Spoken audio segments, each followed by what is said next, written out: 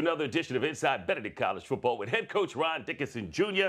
And of course, we're into our 2025 season. But listen, we got to give big thanks and big shouts to our, of course, sponsors. Founders Federal Credit Union, thank you so much for joining on board with BC. And also Lexington Medical Center, as well as the South Carolina Education Lottery. They're giving up some big bucks these days. Yes. Play responsible if you're going to play, though. And again, here it is, 2025 season. We kick it off with a great start, a shutout for you, Coach. 10-0. And that's got to make you feel good against Fayetteville State. It does. You know, anytime you can open up the season with a win, and, you know, being at home, it was even better. The crowd was good. We didn't have to worry about the travel and everything else. But, you know, Fayetteville State was a great team. I mean, they were highly ranked in HBCU rankings and, you know, had a lot of returners coming back. So, again, it was a great win for us. And, you know, there's some things that we'll talk about that we need to get corrected. But I'll take the win. All right, we're going to look forward to those things that need to be corrected. We want to know, because people love Benedict College, love Benedict College football. And again, you guys, off to a great start. Fayetteville wins this toss. They defer to the second half, which means Benedict gets the ball first. That's true. You know, and we had our, which we were worried if they were going to kick to him or not. You know, Jackson Williams was back there, one of the top in all of college football kickoff returners. And, you know, he only had one return, but still, again, started off with almost 26, almost broke it. You know, we missed one block, but that's good. We know that we can, you know, correct those things and everything else and then have the ball go down.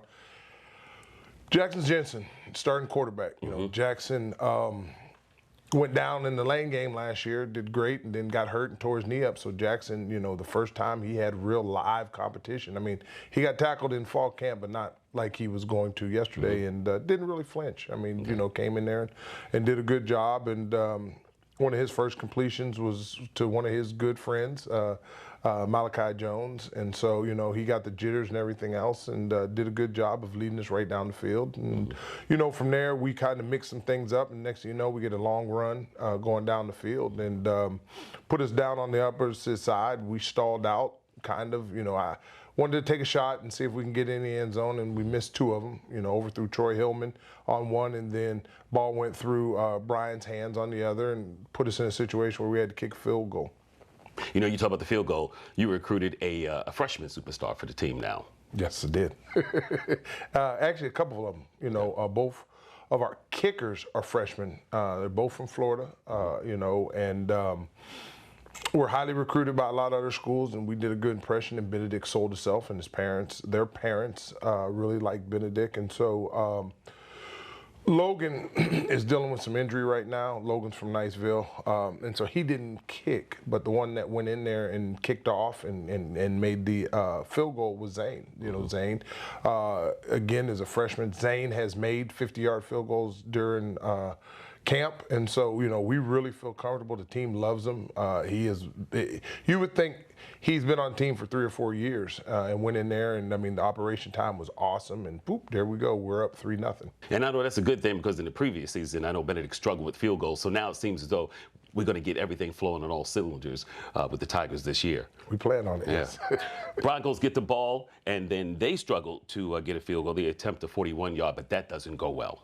Yeah, you know, we defense did a good job, and then we put pressure on their kicker, and he misses the field goal, which, you know, leaves us 3-0 at that point in time. And so special teams played a crucial role throughout the game. Tigers take over. Jackson Jensen finds Malik Mullins for a 31-yard gain, but the drive kind of stalls. You know, again, and I don't know if I told you this, but last year we had a whole bunch of freshmen. And with this transfer portal, we're still going through some, you know, new guys in. But going into this game, when we came back and did it, Troy Hillman was the only true starter for us last year that started in almost every game. Now, preseason all-conference guy, Jason Miller, played guard for us all last year. We moved him to center. So he was playing, but he played out of position. So we were playing with 10 guys that had not played together in a real game. And so, you know, we were trying to work some of the kinks out. It was good going against our defense. But again, like I said, Fayetteville State was very potent. I mean, I think they had 9 or 10 guys coming back. But something that had been going on before Jackson got hurt, him and Malik Mullins are really close. You know, they go eat together, they hang out together, and like you said, he hits him with a 31-yard pass. We try to take advantage of our skill set and everything else, and just barely miss a couple fingertip catches and stuff like that. which ends up having us having to punt. Defense steps up, they have to punt, and it's kind of a back and forth game like that. And then we kind of get it rolling again on offense and put on a drive at that point in time to put us in a situation to make a big play, which we end up scoring on, from Jackson Jensen to Malachi Jones, who was one of our players from last year as a true freshman.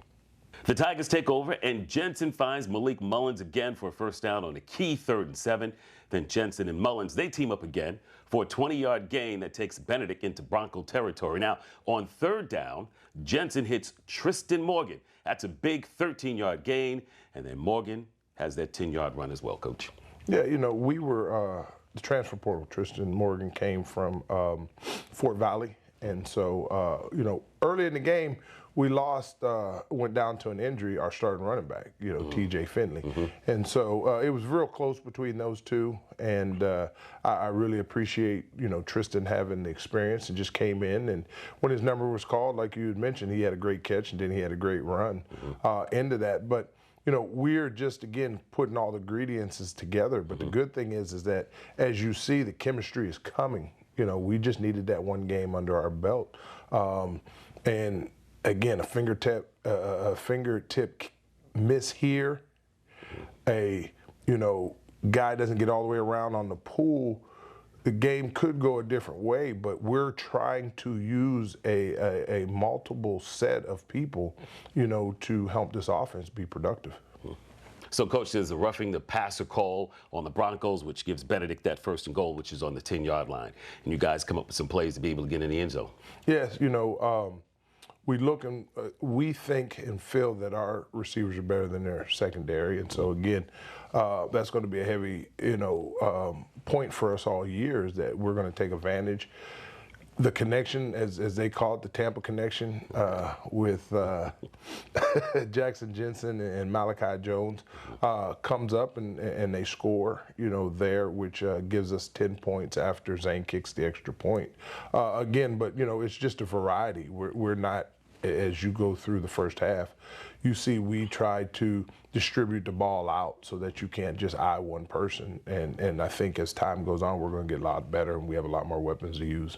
All right, so it's 10-zip. And I got to ask you, because you were talking about your team gelling together. It's the first time, these guys coming together in real action play for regular season. How do you see these guys gelling together, doing what they do for game time? They're really close and tight. I mean, it doesn't matter if it's all offensive line hanging out with the DBs, and that's where we didn't have that last year. We were a team that was still trying to figure out who I was, who they were. We went out and got a whole bunch of freshmen. They were trying to figure out how college were, and then the transfers weren't guys that knew Benedict way, knew Coach Dickerson's way. Well, I was blessed to have a lot of guys carry over from the season through the spring, and in the fall camp, those guys that carried over understood what the standard was, and that the standard is the standard. And they really reached out, and we did a really good job of recruiting guys that just wanted to play and come to Benedict for what it really stood for, and not, I don't know if we have any I guys. Last year we had a lot of I guys. This year we got a lot of we guys. We are Benedict. We are Benedict Football. We are the team. They're buying in, they believe it. Yes, sir. And you really see them hanging out. And so, I think that is the key that we struggled with until week 5 last year. To have it now in week 1 is a plus, because like I told them in the team meeting, we have some corrections, but we have nowhere to go but forward as long as we keep working together. Your thoughts on this first half playing Fayetteville State, watching these guys? We left a lot of points out there on the field, and I was upset about that. But again, I just look at the timing of certain things, and how, like I said, it wasn't glaring that we were throwing the ball out of bounds, or they were all fingertip stuff. I mean, we had 2 that literally rolled off our fingertip and dropped 1 in the end zone. And so our defense didn't break at all. They've been, and we're playing a lot of new guys. We got a new look over there, and but we got a lot of energy on defense. And so I felt good.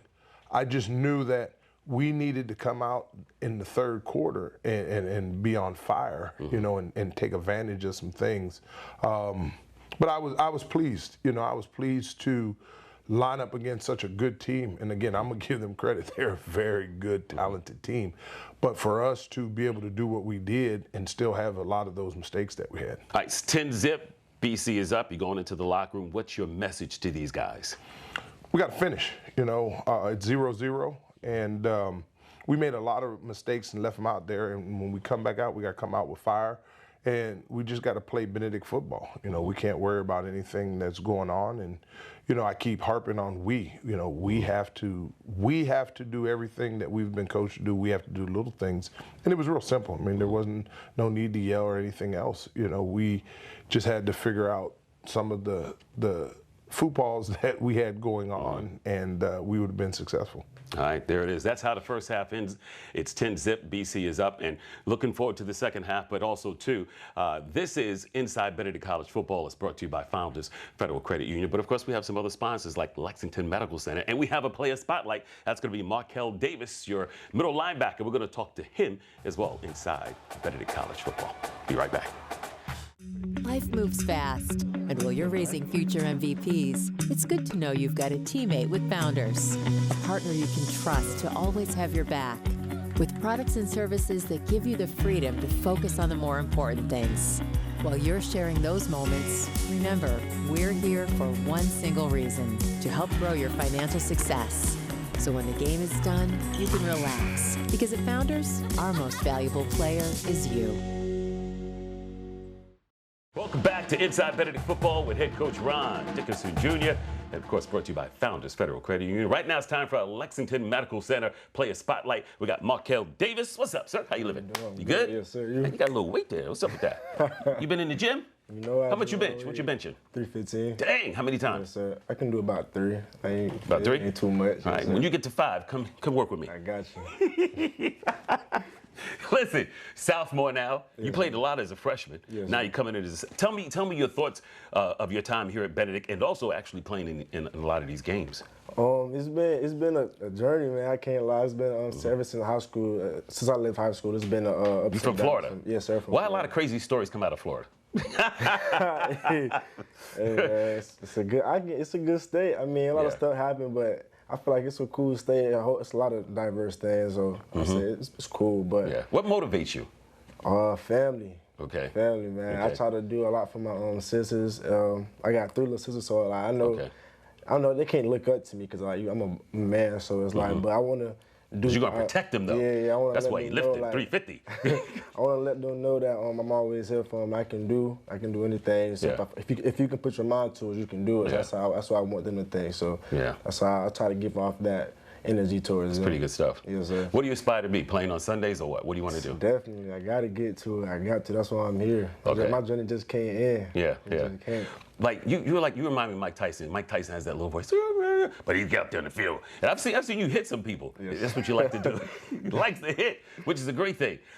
Who's your team? In the NFL. I got 2. I like the Seahawks and the 49ers. Ah, see, this guy's another Cowboy fan just like me. That's pretty cool. Sir. When you're out there in the field, tell me like what motivates you, like, because you got to get fired up for the game. Do you have a ritual that you go through, or you just kind of get out there and say, "Urgh"?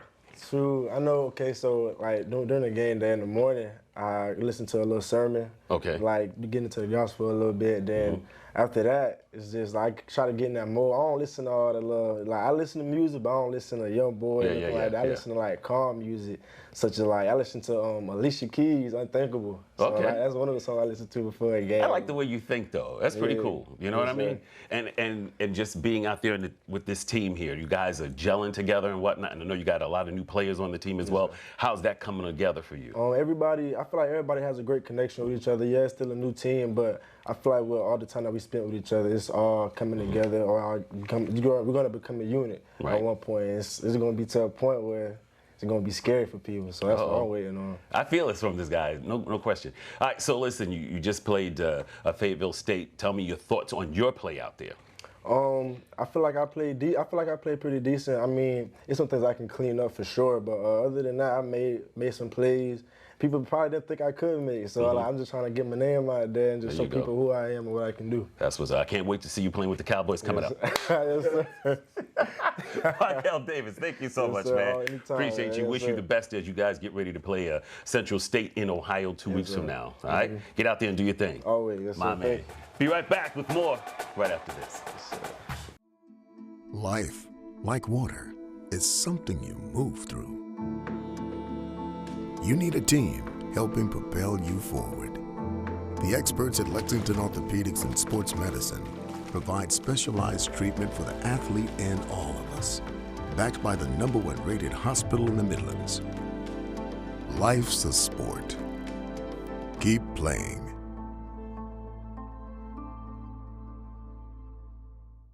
Welcome back to Inside Benedict College Football with head coach Ron Dickerson Jr. And we're talking about the first game of the season right here at home at Charlie W. Johnson Stadium. And don't forget, we're going to be talking about this next game that's coming up as well. And that's going to be away, correct, Coach? Yes, sir. All right, we'll get to that one. They got to travel to Ohio? Yes, we do. We got a bus? We'll get to that. We'll get to those details. All right, 10-zip, here's where we are. And this show, of course, is brought to you by Founders Federal Credit Union. And we have some other great sponsors, too, which we love to thank, like Lexington Medical Center and South Carolina Education Lottery. So here it is. Fayetteville gets the ball first because they deferred in that first half. And again, not so much action in the second half of this game. No, it's probably going to be defensive game. Would you call it that? 100%. That's exactly what I was about to say. It was probably more of a defensive game. I mean, again, to jump forward to shut them out, I really want to spotlight the whole defense to give a goose egg, as we call it, to a game, especially the first game. That's great. And we played quite a few guys, but we had leadership from Israel Nwokocho, who played great, preseason All-American, was blessed to come back as a graduate student, from last year, got hurt, was one of the top sackers in the country last year until he got hurt, and he falls on a fumble.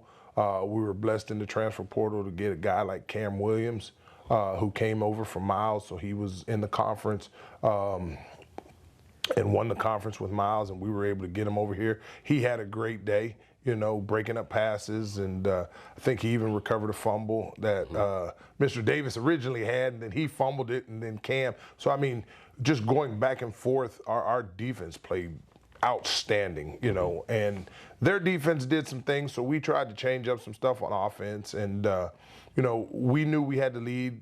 Where we probably made our biggest mistake is we tried to protect the lead and not play who we were, and by doing that, we tried to run the ball, and we should have just went out there and played, Benedict football, Benedict offense, and, throw the ball all around and do stuff like that, and we didn't really do that, so it became for us, it was a 3-and-out. For them, they had some drives, but they weren't big drives. And again, I don't think they really got past the 35-yard line, the positive 35-yard line, because our defense was just playing balls out and lights out to the wall. But that third quarter, it was kind of a stalemate. It was a defensive game, and then I'm really pleased with, the way the defense played. Yeah. There was a point where Benedict has some pretty good field position, and you send Zane out there to attempt a 55-yard field goal.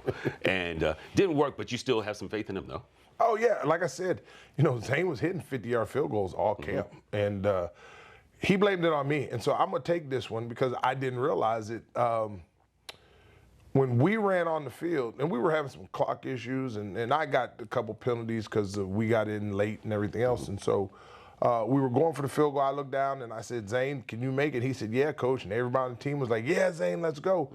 We go on, well, the official stands over the ball. And so the clock's running down, and I didn't want to take the penalty, so I called timeout. So then afterwards, Zane goes, Coach Dickerson, you iced me. Coach, how do you ice your own player, Coach? And that's what I said. I said, really, Zane? But again, I told him, I said, he's going to have that same kick somewhere during the year, and he's going to win the game for us. And, I mean, the kick was there. It had the distance, but that was probably with the icing and just the extra added pressure from him. But like I told him, I said, the best thing that happened is it happened in game one. Coach Dickerson got you prepared for it. So now anybody ever else wants to ice you, you can laugh and say, no, the greatest ice job was my own head coach into that. But, to answer that question, yeah, I will if I can get in a situation where we feel good about them and the team feels good, you know, and as you mentioned, we didn't feel that way last year. You know, we would have went for that, and there'll be times where we'll go for it. But I'm just blessed to have that special teams unit that we have, especially with Zane and Logan and you know, those guys kicking the ball. So again, just tough moving the ball on both sides of the ball. Nobody's able to get into the end zone, but you had a great player, Jacoby Walls, who had a great sack as well. Yes, you know, Jacoby's a guy, again, we got in the transfer portal, was here in the spring, so he understood the standard and the vision that we have here at Benedict, and went in and played really good late, you know, and I'm really, you have Nwokocho on one side and Walls on the other, you know, that's going to cause a lot of problems for people. And so when we needed him to step up, he stepped up and did a great job. And so that's the way this game ends. It is 10-zip. You get your shutout with Benedict College. And, you know, your next game isn't until September 13th, I believe it is. You go all the way to Ohio, Wilberforce, Ohio, and you're going to be playing Central State University September 13th. What about this bye coming up so soon? You know, it's good because now we have an opportunity to make a lot of corrections. Even if you look at us last year, we struggled in the first game, got to the second game. We lost it late to, you know, Lane in that situation. But this year we have the camaraderie of the team. And so any injuries we had after that first game, you know, we'll be able to heal, and we'll be able to make a lot of the corrections that we need to. And then after that, you know, we know that it'll be 9-10 weeks of straight, you know, football. But that's really good where, you know, some people start their momentum and then they have that bye week on the back end, and then you kind of lose momentum. Now we can make the corrections that we have, but we're going in with a W. So I'm really excited about that, and we'll make a lot of corrections so that when we get ready to make this long trip, and yes, it will be on buses, but this long trip, you know, we'll have a lot of the kinks ironed out. Central State, they lose to Kentucky State, their rivals, 34-24. So they have a loss under their belt, with you guys get ready to come into them 2 weeks from now. Yeah, you know, and then they have an opportunity to play Tuskegee this coming week. And so, you know, right before, you know, we did the show, that's who I was in there watching, was them against Kentucky State. I think they had 1 or 2 backs that rushed over 100 yards. So, you know, it's a very talented team. They have a new coaching staff. They're kind of in the same situation that we were last year, you know, of trying to get an identity. And I'm not saying that because I'm not them. I'm just saying I know how it was, you know, when you didn't have the whole spring and you didn't have a whole team to be up underneath you. But, you know, for them to play well, we're going to have a challenge, you know, but at least they'll have the 2 games that we'll be able to really watch and break down, and we'll be able to get healthy and ready to go up there and compete. All right. We're going to take a quick break. We're going to come back, and what we're going to do is give you the assistant coach spotlight. We got Jonah Campbell. We're going to talk to this guy and see exactly what his thoughts are on the guys that play under him as well, Coach. We'll do that inside Benedict College Football, brought to you by Founders Federal Credit Union. One little lottery ticket makes a big difference for our state students. And when I say big, I mean big. Bigger than jackpot big. Like back in 2014, when lottery funds helped upgrade South Carolina's classrooms, giving students the tools they needed to follow their biggest ideas wherever they live, through school and far beyond. For over 20 years, the biggest lottery wins have been and always will be for our state students. After all, education is our middle name. Welcome back to Inside Benedict College Football. Head coach Ron Dickerson Jr.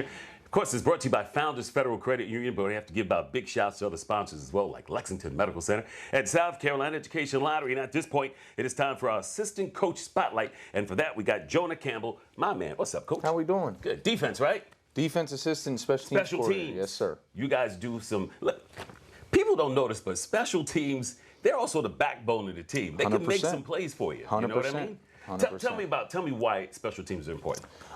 For me personally, I mean, we're going to use everybody, offense, defense, and special teams. Specialists when I say long snappers, kickers, and punters. But, you know, what I preach to the guys is it's we-fence, right? Offense, defense, we-fence. Every coach has a role for special teams, and every player does as well. So, you know, the importance comes where we bang against each other all the time, offense, defense, and practice. But as a special team unit, this is an opportunity for us to come together, offense, defense, whoever. We're going to get this job done. Right. So I think it helps them bridge that gap of competitiveness, right? If you just kept it offense, defense only, you know, these guys are going to go after each other after a while. It's a competitive sport. But, you know, that bridge, when you break practice up and you're like, hey, we're punt up, you know, you get the opportunity to have your wide receivers, your linebackers, your running backs, your tight ends. Kickoff return. Exactly. It's all so everybody works together. I think that's probably why I think it's so important, is that you just use everybody that's here, you know, and you don't get streamlined into being an offense or a defense. You know, most of those plays involve both sides, right? Like a punt, you're protecting and tackling down the field. So you got to have versatile players, and you got to know the depth charts for sure. This is true. When do you, well, how much do you guys practice the onside kick? Because that can surprise some teams, but you got to do it at the right time. 100%. It's something that we work into our daily and our weekly preparation. I mean, just like any situations, you know, some of those are dangerous, right? Those basic punts and the basic kickoffs that are going to happen regardless. But you know, you put yourself in tricky situations, so when an opportunity does present itself, you're ready to capitalize on it right away. But you know, time-wise, I don't think we spend like an immense amount of time on trickery. I think we're big on being fundamental and play with immense effort and discipline in your technique is really the founding points. I think game time is when we'll kind of make those, hey, I see something, we make an adjustment, but we don't sit there and game plan out all this trickery. We try to play hard and fast. Which is what they should do. Yep. Always. Agreed. Because field position is important. You don't want to be just onside kicking when you want to get these guys deep in their hole, or 100%. you know, get some great field position for the offense. Agreed. So here's the thing. You talked about something like discipline in the whole 9 yards. And I know raising kids these days is a total different than when I was brought up, and probably that old guy behind the camera back there. So when they come in with the mindset of lackadaisicalness, not saying all of them do that, how do you get them to buy in what you're trying to get them to do? I think for me, and this is like the beauty of being a younger coach, is that I kind of I'm 27. All right. So I went through that bridge at West Virginia where I played. My first fall camp was all live. Okay. You know, 2 days of helmets and then all go 2-a-days. And as I went through college, they started you can only hit every other day. You can go through this. So I watched players, how we changed in terms of the contact and the physicality. So what I always tell them is, you know, it's about your own integrity, about what you're putting out on tape, what you're putting out on this film, right? Because, you know, we all represent this school, Benedict College, and we represent our family name. And so that's what I always come back to if I feel like somebody's not putting it all in there, is that, you know, we're putting our name on everything we're doing here. And so put your name on the reps that you're taking. I think that always helps them, you know, just recognize, right? Like, I'm here and I'm representing a lot more than just me. And I can't be out here saying, well, what if my little brother watches this and he's like, this is embarrassing. You know what I mean? It's just it puts that personal pride to it. So I think that's a big thing for me, is just making it connect with them to what it matters to them. Yeah. You spoke about your brother. You have a brother that coaches. Absolutely. My brother Shay is the defensive coordinator. Is he older or younger? He's older. Okay. He's only 18 months older. I actually come from a family of 7 boys. Okay. So it's a large group of us, like a basketball team with some subs all the way growing up. But it was fun. It's been a blast. But no, working with my brother has been fantastic. I don't think you get an opportunity to do that much in your life in this realm. You know, you look at some of the other coaching brothers, the Ryan brothers, and some other things I've seen. You know, being together is not normal. So I'm incredibly blessed to do it. But again, like, we tie hand in hand. Like you said, you want to give the defense great field position. Well, if we have a great defense, I want to make sure that they have the longest amount of yards they can take that ball on offense, because, you know, it all plays into a fact. But no, I think being with my brother, and then like I said, in the booth, is fantastic, right? Because this is somebody I've grown up with. Yeah. So when he's talking a certain way, I know what he's thinking about. What it's not said, it can be said, and that helps a lot in terms of our communication. Right, because he's defense, you're special team. Yeah, and I still work with the defense. I'm the assistant linebackers coach with him, so I do a lot of the stuff for defense as well on game day, but primarily working with special teams and doing it all. But you know, that's the beauty of what we do here at Benedict, is that we all carry the load. We all do a lot of good work for this program, and you know, anything to make us better is what this mantra of the staff really is. What can we do? I like the way this guy, the way you speak is so great, and I can see how these guys, when you're training them, you're teaching them to do the things that they need to do. The way that you come across and the way you communicate is so important.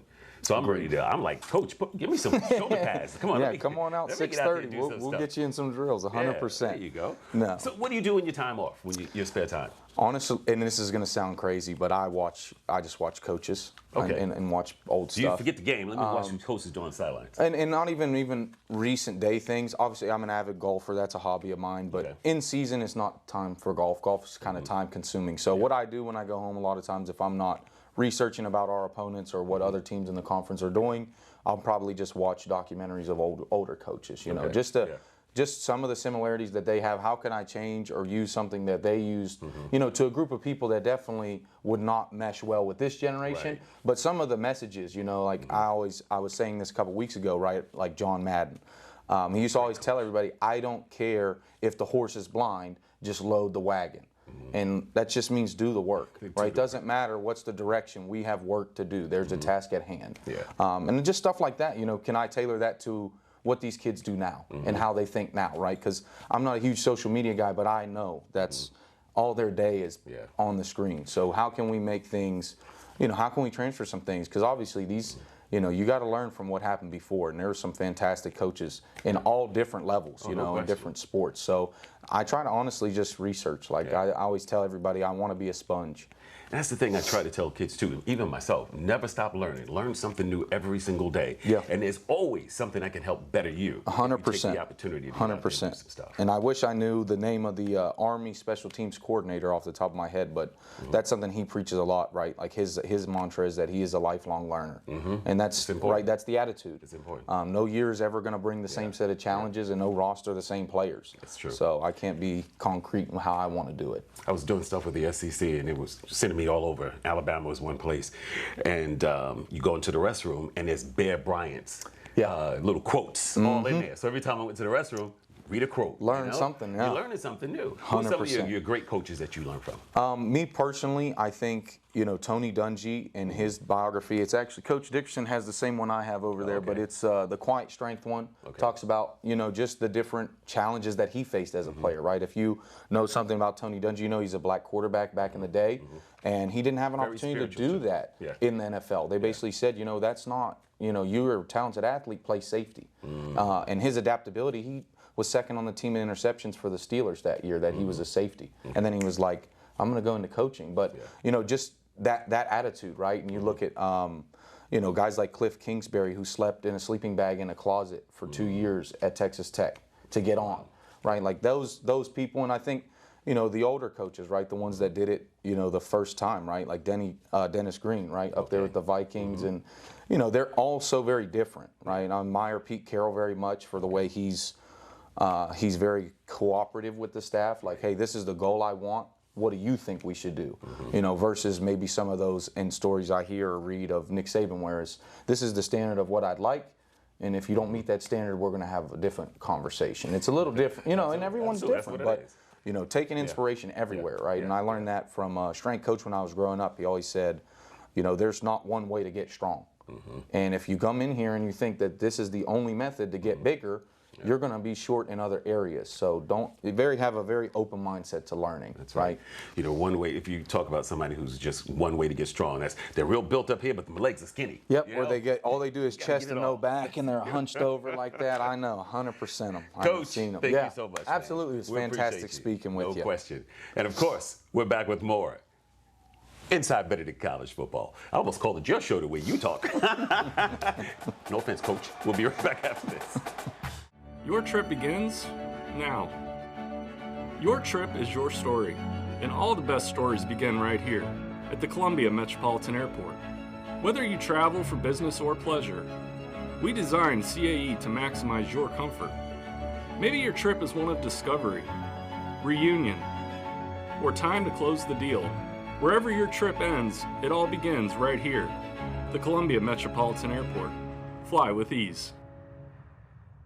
Welcome back to Inside Benedict College Football with head coach Ron Dickerson Jr. Brought to you by Founders Federal Credit Union. I want to say thank you to those guys, and of course also Lexington Medical Center and South Carolina Education Lottery as well. So, Coach, we're getting ready for Wilberforce, Ohio. Central State going to travel up there 2 weeks from now. And of course, folks, if you want to go, just check in with the BenedictTigers.com. Go to that website. They'll let you know if they have a bus, what time it's leaving, where it's leaving from, and how much it may cost you, things of that nature. But you'll be able to travel and support your Benedict College Tigers no matter where they are, which I think is a great thing. That is. Support is always good. Great. We got a great support system. I mean, whether it's here, it's on the road, you know, in the time that I've been here, I love it. And it's good for our players, you know. Sometimes their family can't make it, but to walk out and see a friendly face. And, you know, we've had a lot of people show up at practice and watch practice, that's you good. know. And so, again, they're starting. So it's an open practice. Yes, sir. It's an open practice. And, you know, the guys come off and people are telling them good job, or I see this and that. And so, you know, the camaraderie, again, again, because we recruit nationwide, is really good for some of those young men that don't have that support system right here. Right. And we just won this game 10-zip. Final thoughts on this one, and also thoughts as we move forward with the bye week and then hitting Central State. You know, anytime you can get a win, it's a good thing. It's a great thing, especially in week one. You know, offensively, we realize some of the things that we need to do. We just need to tighten up and polish up on that. And like I said, now that whole offense unit has played together in a real live game, I expect them to get a lot better. And they really work together good. Defensively, we just got to stay humble, you know, because, you know, the next game is the best game that you will play, and we have to look at that, you know, but we have to learn again from, just because we didn't pitch a shutout with the defense, there's some things that we still need to correct, you know, onto that. And special teams, you know, again, we played well, but we have to put that game behind and go forward and learn from it. And as I said, we have a long trip that we're going to Central State.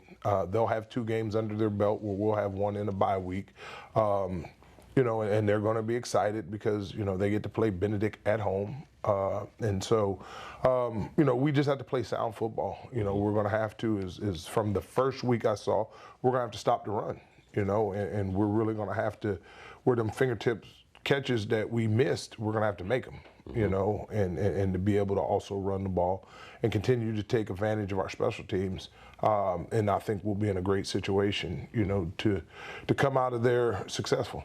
All right, and that's what it's all about, getting in that second win. Yes, sir. But you guys go 1-0 each week, huh? Yes, sir. That's what it is. Coach, thank you so much. Thank you. Sure. Thank you. We appreciate you watching. This is Inside Benedict College Football with head coach Ron Dickerson Jr., and it's brought to you by Founders Federal Credit Union and as well as Lexington Medical Center and South Carolina Education Lottery. We will see you next week, right? Even though it's a bye week, we're going to show you some film from practice maybe? Yeah. Maybe me running the ball, see if they could tackle me. Please, come on out. That's what I say now. Thanks for watching. You guys have a great one. Take care.